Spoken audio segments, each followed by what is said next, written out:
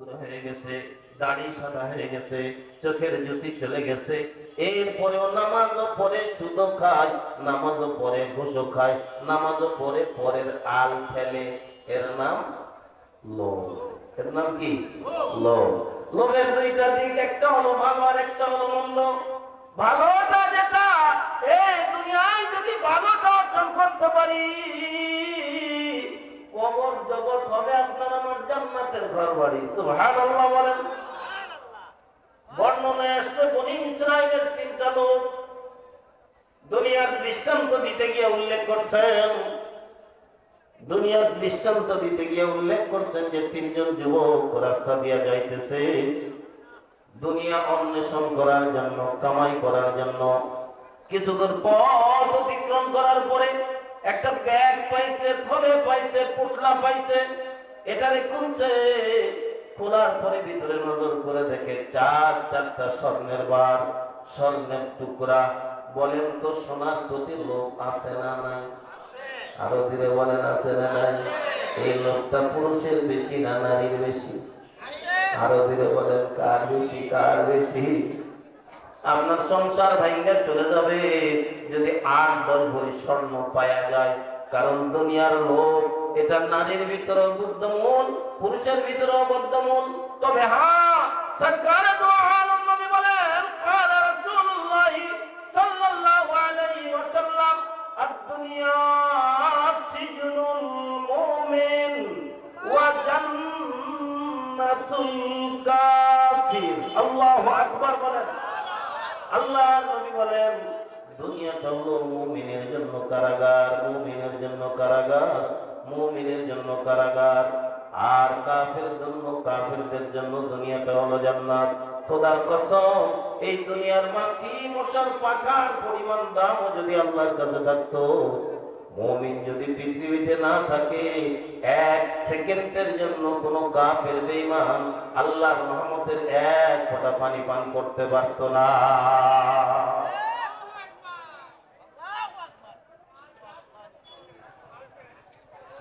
দুনিয়ার লোক 4টা স্বর্ণের বার পাইছে, তিনজনের মাথা যে জন্য দৌড়াইতেছিলাম ক্লান্ত হয়ে গেছে।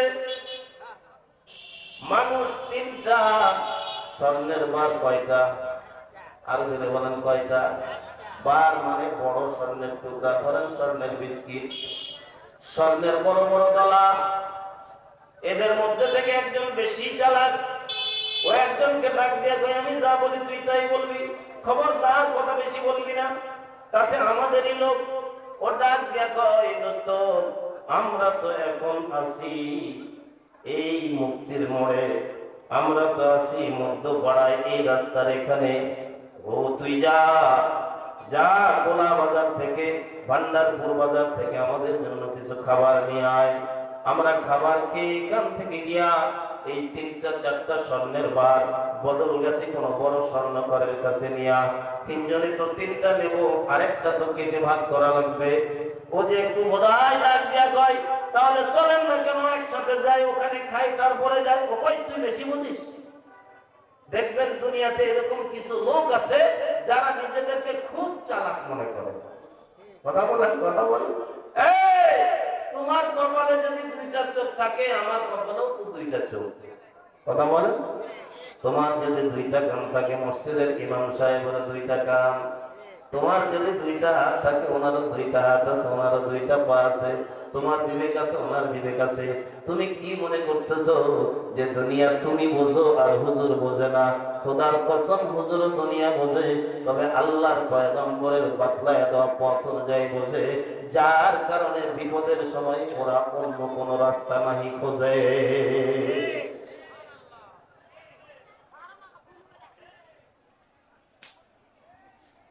ওরা যে কই, তুমি নিষেধ করছি না, আমি যা বলবেন তাই শুনবো। ওরা ডাক দিয়ে কই, তুই যা বাজার থেকে আমাদের জন্য খাবার নিয়ে আয়। ও বাজারে যায় আর মনে মনে চিন্তা করতেছে, স্বর্ণের টুকরা 4টা, মানুষ আমরা কয়টা? 3টা। তাহলে 3জনে 3টা পাবো, আরেকটা কেটে কেটে টুকরা করা লাগবে। তার চাইতে কাজ করি একটা জিনিস, খাবার ভিতরে যদি বিষ মিশাই দেই, ওরা খাইলে দুইজনেই হবে ফিনিশ। আমার একা হবে স্বর্ণের 4 টুকরা জিনিস। এটার নাম দুনিয়া, এটার নাম লোভ, এটার নাম লোভ। ও যখন বাজারের দিকে গেছে, তো এরা দুইজনে পরামর্শ করতেছে, তোরা না কথা বলতে নিষেধ করছি না, এখন ওটা কেমনে হয়নি শোন। ও যখন বাজার থেকে খাবার নিয়ে আসবে, দুইজন মিলে ওরা এখানে সাইজ করে দেবো। 4টা বার 50-50, তুই 2টা আমি 2টা। কি লোভ? এটা যদি তার আখিরাতের লোভ হয়, এই কিশোর বন্ধুরা, নওজোয়ান বন্ধুরা, গভীর মনোযোগ দিয়া শোনো। তোমার আমার পয়গম্বর মক্কা থেকে হিজরত করছেন মদিনায়। মক্কার কাফেরদের অত্যাচার সহ্য করতে পারেন নাই, তো আল্লাহ তাআলা ডাক দিয়ে বলেন, বন্ধু চলেন মদিনায়, চলেন মদিনায়। পয়গম্বর আসতেছেন। এই মায়েরা গভীর মনোযোগ দিয়ে কথা শুনবেন। মা সন্তানের প্রথম কারিগর হলো তার মা আর বাবা। মা আর বাবা যদি সন্তানকে তৈরি করতে পারে, তো সন্তান স্বাভাবিক নয়, কুতুবউদ্দিন বখতিয়ার কাকি হয়ে যেতে পারে, জুনায়েদ বাগদাদি হয়ে যাইতে পারে, আব্দুল কাদের জিলানী হয়ে যাইতে পারে। আর যদি মা আর বাপ সন্তানের প্রতি যত্নশীল না হয়, তাহলে সন্ত্রাসী এরশাদ শিকদার হয়ে যাইতে পারে।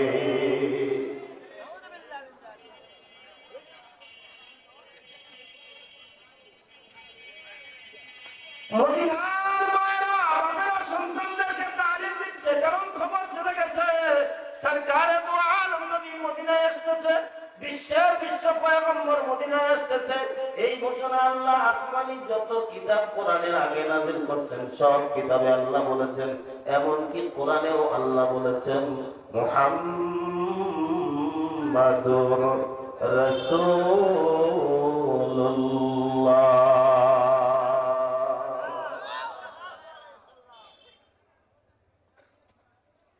বাপে তার সন্তানকে শিখাইতেছে, শোনো, তওরাতের মধ্যে এসেছে, জবুরের মধ্যে এসেছে, ইনজিলের মধ্যে এসেছে, আখেরি জামানার শ্রেষ্ঠ পয়গম্বর মদিনায় আসতেছে। এ বেটা, আমি চাই তৈরি হোক তোর দিলের ভিতরে আসা, আমার চাই তো তোর কলিজায় থাকবে নবীর প্রতি বেশি ভালোবাসা।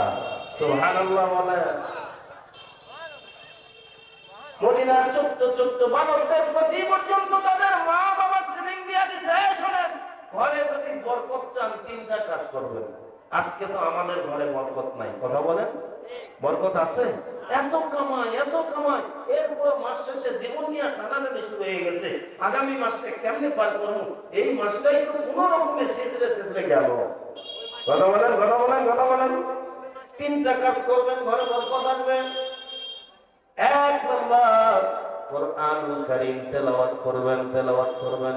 কিন্তু দুঃখের সাথে বলে যায়, আমাদের ঘরে গান চলে, আল্লাহর কোরআনের তেলাওয়াত নাই।